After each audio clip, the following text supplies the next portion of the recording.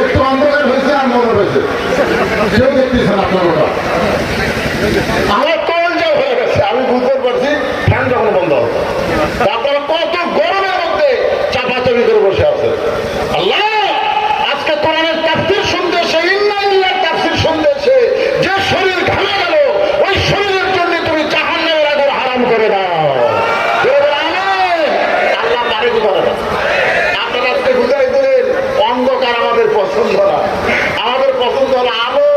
অন্ধকার আমাদের ভালো লাগে না। আল্লাহর আলো হচ্ছে কোরআন। যেই কোরআনের আইন থাকবে আলোকিত হয়ে, জালেমের কোন আইন অন্ধকার হয়ে বাংলার জমিনে আর যেন চলতে না পারে। কথা ঠিক না? এদের স্লোগান হলো আর কোরআনের আলো। কোরআন কি? কোরআন কি? আলো।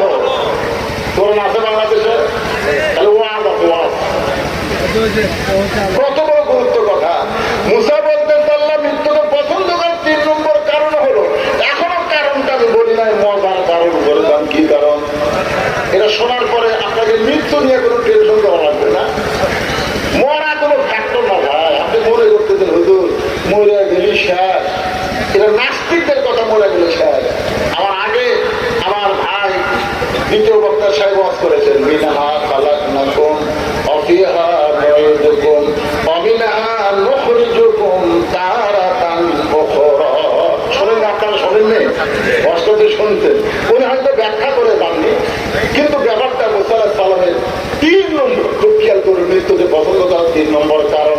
3 নম্বর কারণ বলবো, আর এই কারণ বলার সময় আপনাদের কাছে গোরস্থান কমিটির পক্ষ থেকে ব্যাগ চলে যাবে। জীবনের শেষ দান মনে করে মনে করবেন, এটা আমার জীবনের শেষ দান। এই মনে করে ব্যাগের মধ্যে যে যা পারবেন আল্লাহর হস্তে আপনারা দিবেন। 10 করেন, 20 করেন, 50 করেন, 100 করেন, আল্লাহর হস্তে দিবেন। আমার মা বোনের যারা পর্দার অন্তর আছে তাদেরকেও বলবো, মা আল্লাহ যেন ফাতেমার সঙ্গে আপনাদেরকে জান্নাত দেয়।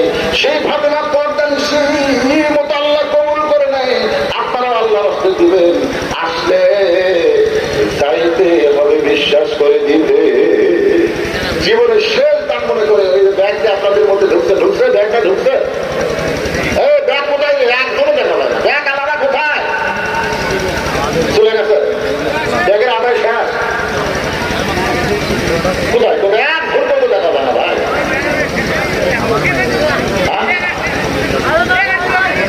না তখন এত মানুষ ছিল না, হয়তো পিছন দিকে যায়।